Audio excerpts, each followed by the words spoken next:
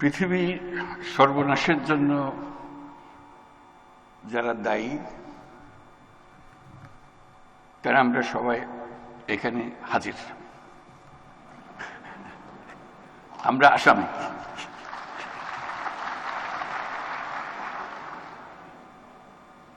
এবং পরিবেশ, বন, জলবায়ু মন্ত্রণালয়ের পক্ষ থেকে উপদেষ্টা রিজওয়ানা হাসান যেগুলো বলার চেষ্টা করল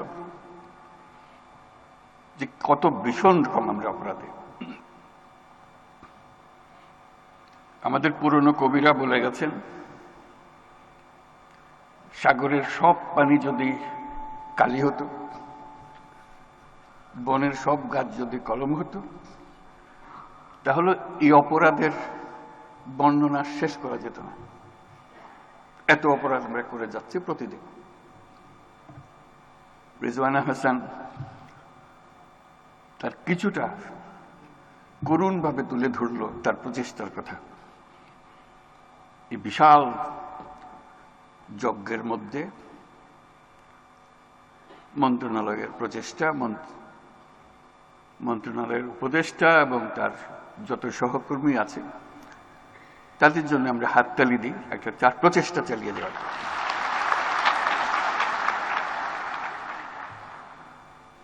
এতে নতুন করে আমাদের পক্ষে যোগ দেওয়ার কিছু নাই, শুধু স্মরণ করা ব্যর্থতার কথা, অপর্যাপ্ততার কথা, অবজ্ঞার কথা, অবহেলার কথা। আজকে যে বিশেষ দিবস আমরা পালন করছি, সেই দিবসকে উপলক্ষ করে আমাদের গাফিলতিগুলো স্মরণ করা। বিসমিল্লাহির রহমানির রহিম। বিশ্ব পরিবেশ দিবস 2025 উপলক্ষে আজকের আয়োজনে উপস্থিত সকলকে আমার শুভেচ্ছা ও সালাম জানাচ্ছি। আসসালামু আলাইকুম। আজকের এই আয়োজন থেকে পরিবেশ মেলা, মাসব্যাপী জাতীয় বৃক্ষরোপণ অভিযান ও বৃক্ষ মেলা 2025 শুরু হতে যাচ্ছে। আমি আশা করি সকল জেলা ও উপজেলা পর্যায়ে বৃক্ষরোপণ ও বৃক্ষ মেলা চলবে এবং উৎসাহের সঙ্গে চলবে। এই বছর বিশ্ব পরিবেশ দিবসের প্রতিপাদ্য হল এন্ডিং প্লাস্টিক পলিউশন। আজকের পৃথিবী নানান রকমের সংকটে জড়িত। যুদ্ধ বিগ্রহ, প্রযুক্তির ব্যাপক প্রসার, অপব্যবহার আমাদের সামনে নানা রকমের চ্যালেঞ্জ সৃষ্টি করেছে। কিন্তু সেই চ্যালেঞ্জটা আমরা এখনো অনেকে উপলব্ধি করতে পারছি না, সেটা হলো প্রকৃতির বিধ্বংসী রূপ। এটা প্রকৃতির দোষ না, আমাদের দোষ। আমরা মানুষ যারা এখানে বসবাস করি, প্রকৃতির সঙ্গে তাল মিলিয়ে চলার কথা, সেটা তাল মিলিয়ে না চলে উল্টো দিকে চলে। দোষটা প্রকৃতি না, দোষটা হলো প্রকৃতি বিধ্বংসী এক জীব যার নাম মানুষ।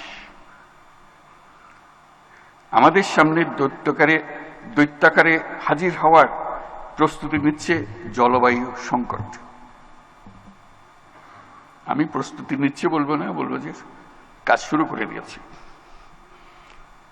প্লাস্টিকের ব্যবহার পৃথিবীতে 3 ধরনের সংকটকে বাড়িয়ে দিয়েছে: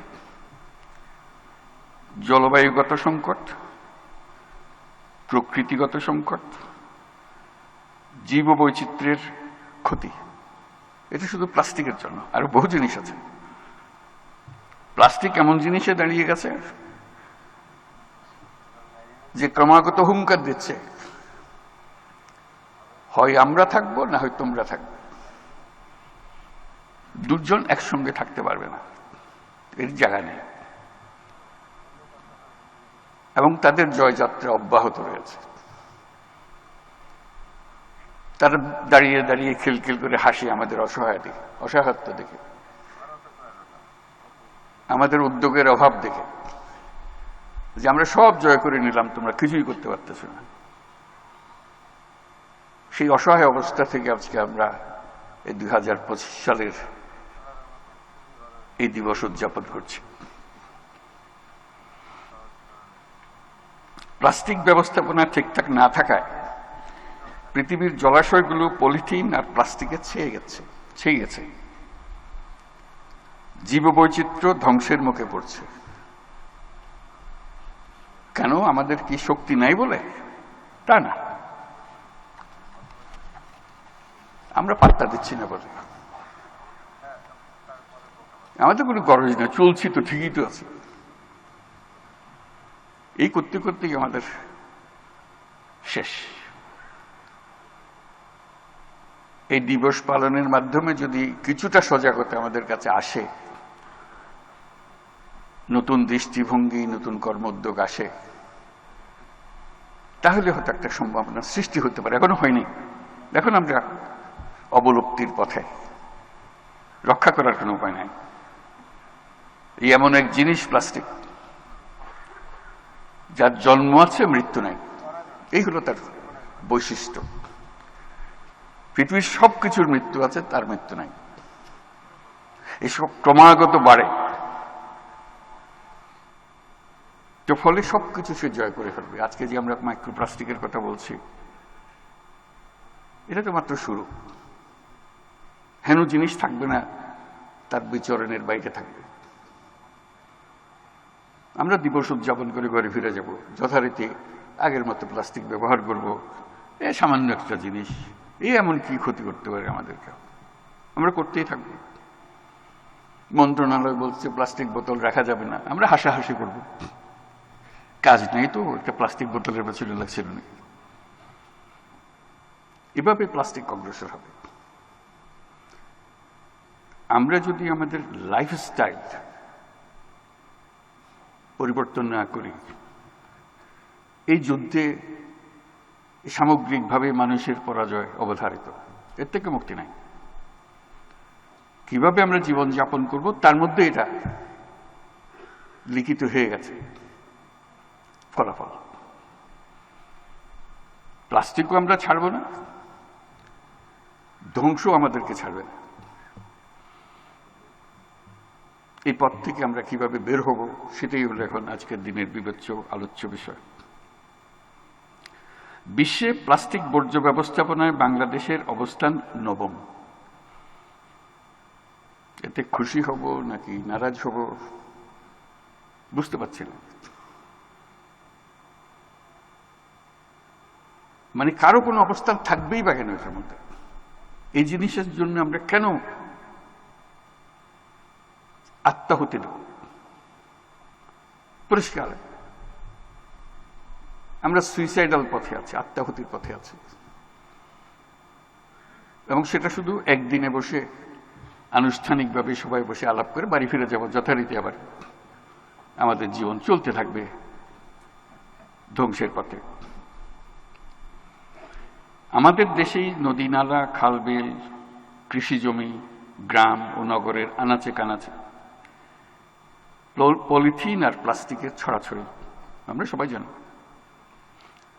কোন কোন নদীর নিচে তলদেশে 7-8 ফুট প্লাস্টিকের আস্তরণ পড়ে গেছে ইতিমধ্যেই। এটা শুধু উদ্বেগজনক নয়, এটা ভয়ঙ্কর। এর চেয়েও ভয়াবহ বিষয় হচ্ছে মাইক্রোপ্লাস্টিক, যেটা খালি চোখে দেখা যায় না। একটু আগে রিজওয়ান আমাদেরকে বোঝালো, মায়ের দুধের মধ্যেও মাইক্রোপ্লাস্টিক। আর তার যাবার জায়গা আর কি বাকি রইল? শিশু জন্ম থেকে মাইক্রোপ্লাস্টিক নিয়ে জন্ম দিচ্ছে। কয়েকদিন আগে দেশের ইলিশ মাছের ভেতর মাইক্রোপ্লাস্টিকের অস্তিত্ব পাওয়া গেছে। সেটা তো একটা মাছ, আর বহু মাছ আছে। কাজে আমাদের আর দেরি করার সময় নেই। আমাদের এখনই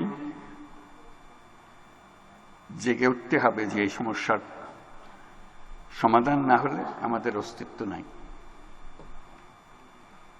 অন্তর্বর্তীকালীন সরকার দায়িত্ব গ্রহণ করেই পলিথিন শপিং ব্যাগের বিরুদ্ধে ব্যবস্থা নিতে শুরু করেছে।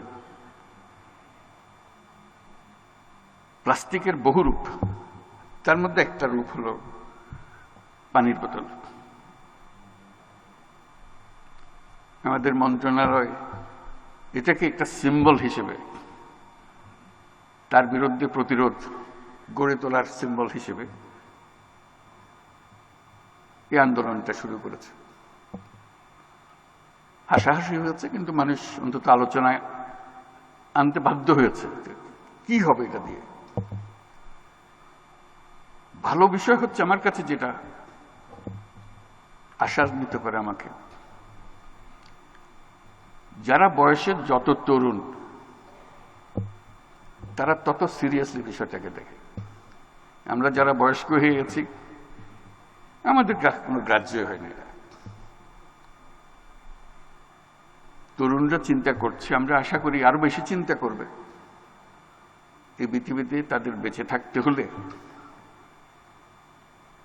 এই হলো তাদের এক নম্বর শত্রু। দ্বিতীয় শত্রু কোথায় কিভাবে আসবে জানি না, এটার থেকে মুক্তি না পেলে আর বাকিগুলোর প্রশ্ন ওঠে না।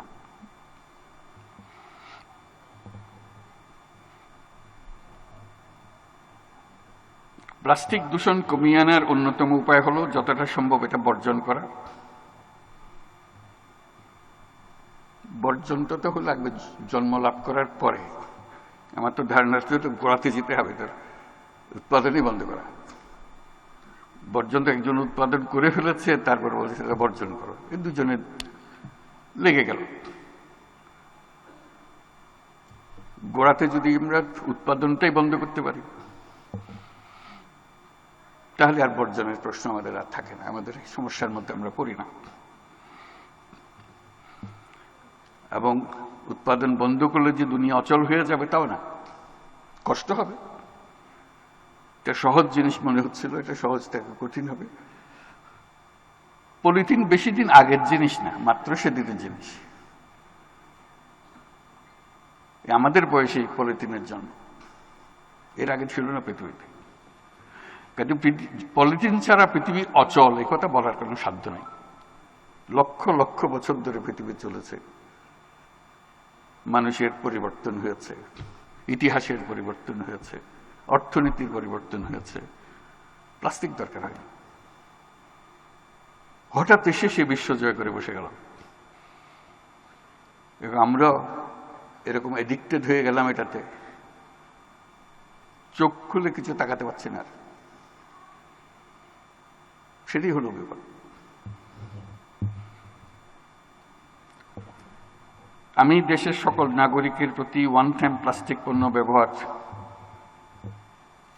বন্ধ করে দেওয়ার জন্য আবেদন করছি।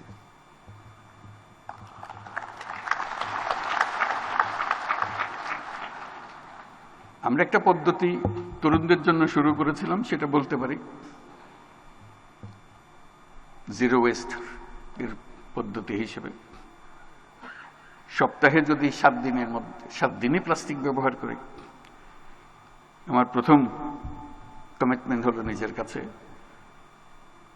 আজকে থেকে আমি 1 দিন কমিয়ে ফেলবো। 6 দিন করবো, 1 দিন করবো না। ওই দিন আমার প্লাস্টিক ফ্রি ডে।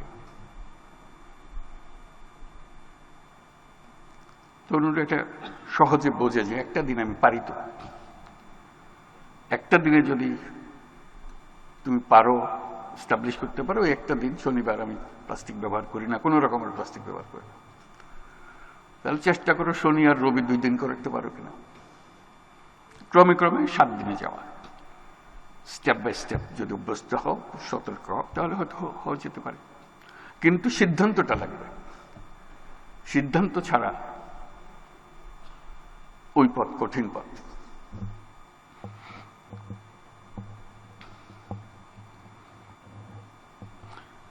এর প্রাথমিক পদক্ষেপ হিসেবে আমি ইতিমধ্যে সরকারি সকল কার্যালয়কে একটি সুনির্দিষ্ট সময়সীমার মধ্যে ওয়ান টাইম প্লাস্টিকের ব্যবহার বন্ধ করার নির্দেশ দিচ্ছি। নির্দেশ দেওয়া সোজা, কিন্তু কার্যকর করা বড় কঠিন। ঠিক আছে, বললাম যে এটা লাইফস্টাইল বিষয়, আমি কিভাবে জীবন যাপন করব তার বিষয়। শুধু হুকুম দিয়ে বন্ধ করে দিলাম, চেষ্টা হবে হয়তো অনেক করবেও, কিন্তু কঠিন একটা জগৎ। জাতিসংঘ প্লাস্টিক দূষণ নিয়ন্ত্রণে আন্তর্জাতিক আইন প্রণয়নের কাজ প্রায় চূড়ান্ত করেছে। বন ও পরিবেশ মন্ত্রণালয় এই প্রক্রিয়ার সঙ্গে জোরালো ভূমিকা রাখবে, এটা আমি নিশ্চিত। অন্তর্বর্তীকালীন সরকার স্বল্প সময়ের মধ্যে পরিবেশ সংরক্ষণের বিষয়ে কিছু উদ্যোগ নিয়েছে। আমরা বিশ্বাস করি এই উদ্যোগগুলো সফলভাবে বাস্তবায়িত হলে শালবন, সোনাদিয়া বন আর চুনতি বন তার হারানো রূপ ফিরে পাবে। বন্য প্রাণীরা আবার তাদের আবাসে ফিরে আসবে। কয়েকটি গুরুত্বপূর্ণ নদীকে দখল দূষণমুক্ত করার কাজ মন্ত্রণালয় শুরু করে যেতে পারবে বলে আশা করি। আমরা আশা করি নতুন প্রজন্ম এই শহরেই দূষণমুক্ত নদী দেখতে পাবে। ঢাকা শহরের পাশেই দেখবে পূর্বাচল বন। এদেশের তরুণ প্রজন্মের কি অসীম শক্তি, তা আমরা গত জুলাই গণ অভ্যুত্থানে দেখেছি। আমি আজ আবারও বাংলাদেশের তরুণ সমাজের প্রতি আমার আস্থা ও শ্রদ্ধা জানাচ্ছি। একই সাথে স্মরণ করছি জুলাই গণ অভ্যুত্থানে সকল শহীদদের এবং যারা আহত হয়েছেন তাদের দ্রুত আরোগ্য কামনা করছি। তরুণরাই আমাদের নতুন বাংলাদেশ গড়ার স্বপ্ন দেখতে অনুপ্রাণিত করেছে। আমি বরাবরের মতো আবারও বলছি, এই তরুণ প্রজন্মই ইতিহাসের সবচেয়ে শক্তিশালী, সবচেয়ে সৃজনশীল তরুণ প্রজন্ম। আমি এদেশের তরুণ সমাজের প্রতি আহ্বান জানাই, জলবায়ু সংকট মোকাবেলায় এবং পরিবেশ দূষণ রোধে তোমরা তোমাদের কার্যকর ভূমিকা অবশ্যই রাখবে। নিজের মধ্যে এমন সংকল্প করতে হবে যে আজ থেকে আমি আমার দৈনন্দিন জীবনে কার্বন নিঃসরণ শূন্যতে নিয়ে আসব। আমি এখন প্রতিদিন এটার পদক্ষেপে এগিয়ে যাব। দেশের সকল নাগরিকের প্রতি আমি আহ্বান জানাই, আমাদের অবশ্যই আত্মবিধ্বংসী চিন্তাভাবনা থেকে মুক্ত হতে হবে। অর্থনৈতিক লাভের জন্য পরিবেশের ক্ষতি করে যাব, এটা আমি কিছুতেই নিজেকে মানতে দেব না। বন্যা, ভূমিকম্প, জলোচ্ছ্বাস এ ধরনের প্রাকৃতিক বিপর্যয়ের সময় আমরা বুঝতে পারি যে প্রকৃতি কত শক্তিধর। আমরা যদি পরিবেশ ও জলবায়ু বিপর্যয়কে বাড়াতে না চাই, অবশ্যই আমাদের পরিবেশ বান্ধব উন্নয়নে নজর দিতে হবে। নদী ধ্বংস করে, বন জঙ্গল উজাড় করে, জীববৈচিত্র্য ধ্বংস করে যা হয় সেটা অন্য যাই কিছু হোক, অবশ্যই এটা উন্নয়ন নয়। উন্নয়ন সম্বন্ধে আমাদের ধারণা সম্পূর্ণ পাল্টে দিতে হবে। আজকের এই আয়োজনে দুটি আনন্দের দিকে দৃষ্টি আকর্ষণ করছি। প্রথম আনন্দের সংবাদটি হলো, আজকে পরিবেশ, বন ও বন্যপ্রাণীর জীবন রক্ষায় অসামান্য অবদান রাখার জন্য ৩১টি প্রতিষ্ঠান ও ব্যক্তিকে জাতীয় পুরস্কার দেওয়া হচ্ছে।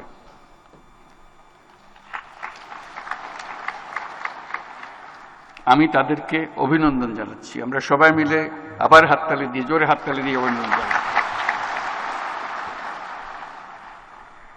আমার কাছে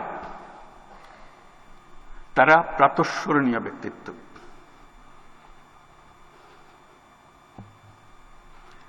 আমরা যেন তাদের পদাঙ্ক অনুসরণ করতে পারি, আমাদের সন্তানরা যেন তাদের পদাঙ্ক অনুসরণ করতে পারে, তার প্রতি দেশের সকল মানুষের দৃষ্টি আকর্ষণ করছে। দ্বিতীয় আনন্দের বিষয়টি হচ্ছে আজকের এই আয়োজন এই অনুষ্ঠানের মধ্যেই শেষ হয়ে যাচ্ছে না, বরং আজকে থেকে শুরু হচ্ছে পরিবেশ মেলা, মাসব্যাপী জাতীয় বৃক্ষরোপণ অভিযান ও বৃক্ষ মেলা 2025 সালের কর্মসূচি। এবারের বৃক্ষমেলার প্রতিপাদ্য হচ্ছে পরিকল্পিত বনায়ন করি, সবুজ বাংলাদেশ গড়ি। বৃক্ষরোপণ ও বৃক্ষমেলা চলবে সকল জেলা এবং উপজেলা পর্যায়ে। আমি আশা করি বন বিভাগ জেলা প্রশাসকদের সাথে সমন্বয় করে উৎসব মুখরভাবে মেলা ও গাছ লাগানোর কর্মসূচি আয়োজন করবে। আজকের এই সম্মেলন থেকে সবার উপস্থিতিতে আমি পরিবেশ মেলা, বৃক্ষ মেলা ও বৃক্ষরোপণ অভিযান 2025-এর শুভ উদ্বোধন ঘোষণা করছি।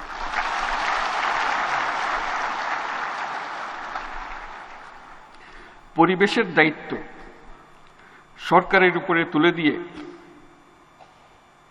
নাগরিকরা পায়ের উপর পা তুলে নিজেদেরকে নির্ভর মনে করলে তবে পরিবেশের আর রক্ষা নাই। পরিবেশের প্রথম সবক হচ্ছে আমার পরিবেশ আমাকে রক্ষা করতে হবে, আর কেউ এসে রক্ষা করে দিয়ে যাবে না, এর কোনো বিকল্প নেই। এখন আমাদের হয়ে গেছে পুরোটাই উল্টা। সরকার ক্ষীণস্বরে মাঝে মাঝে মনে করিয়ে দিয়েছে অথবা আমরা আমাদের পরিবেশ,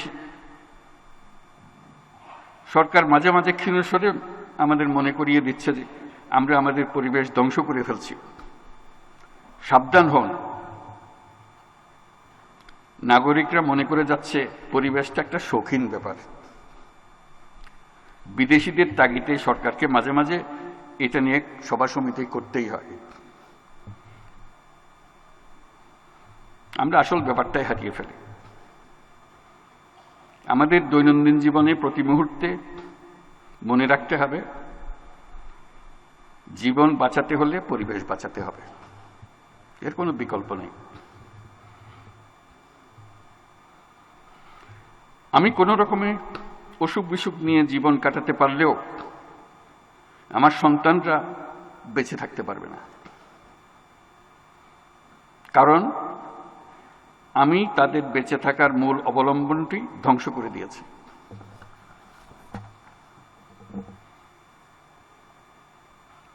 পরিবেশকে হতে হবে নাগরিকদের আন্দোলন, সরকারের আন্দোলন না। নিজেদের টিকিয়ে রাখার সংগ্রাম, এটাই হবে আন্দোলন। নিজের বংশধরদের জীবন নিশ্চিত করার সংগ্রাম, এটাই হবে আন্দোলন। পরিবেশ আপনাকে কষ্ট করে বানিয়ে দিতে হবে না। প্রকৃতি লক্ষ লক্ষ বছর ধরে পরীক্ষা নিরীক্ষা করে এটা আপনাকে বানিয়ে দিয়ে গেছে। অতি চমৎকার একটা ব্যবস্থাটা। আর আমরা এখন উঠে পড়ে লেগেছি এটাকে ধ্বংস করে দেওয়ার জন্য। আমাদের কিরকম শক্তি, এই লক্ষ লক্ষ বছরের যে ফলাফল, আমরা জান দিয়ে চেষ্টা করে যাচ্ছি এটাকে শেষ করে দেওয়ার জন্য। এটাই আমাদের সমস্যা। ধ্বংস করার থেকে বিরত থাকুন। নতুন সৃষ্টি করার কোনো দরকারই নেই। প্রকৃতি আমাদেরকে দিয়ে দিয়েছে সবকিছু। এই ধ্বংস থেকে বিরত থাকলেই আমরা এই সুন্দর পৃথিবী উপভোগ করতে পারব। আমরা গাছ লাগানোর উৎসব করছি, একটু আগে ঘোষণা করলাম, তো ভালো কথা। তার সঙ্গে গাছ কাটা বন্ধ করার অভিযানটাও চালাতে হবে।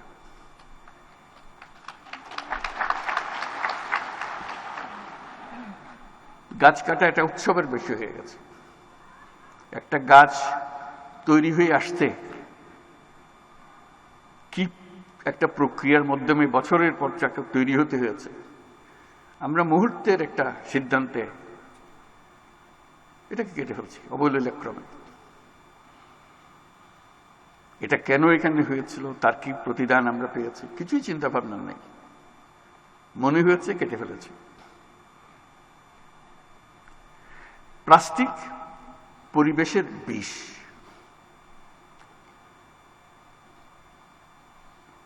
এটা পৃথিবীর সকল প্রাণীর জন্য বিষ,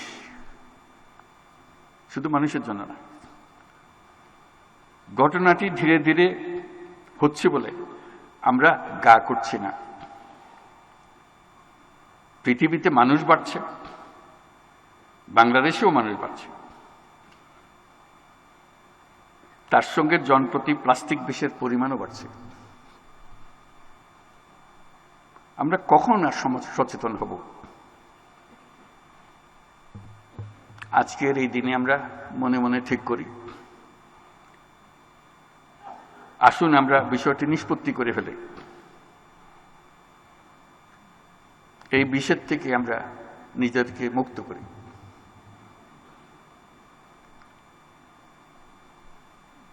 এই আবেদন জানিয়ে আমার কথাগুলো শেষ করলাম। আমার কথাগুলো শোনার জন্য সবাইকে ধন্যবাদ জানাচ্ছি।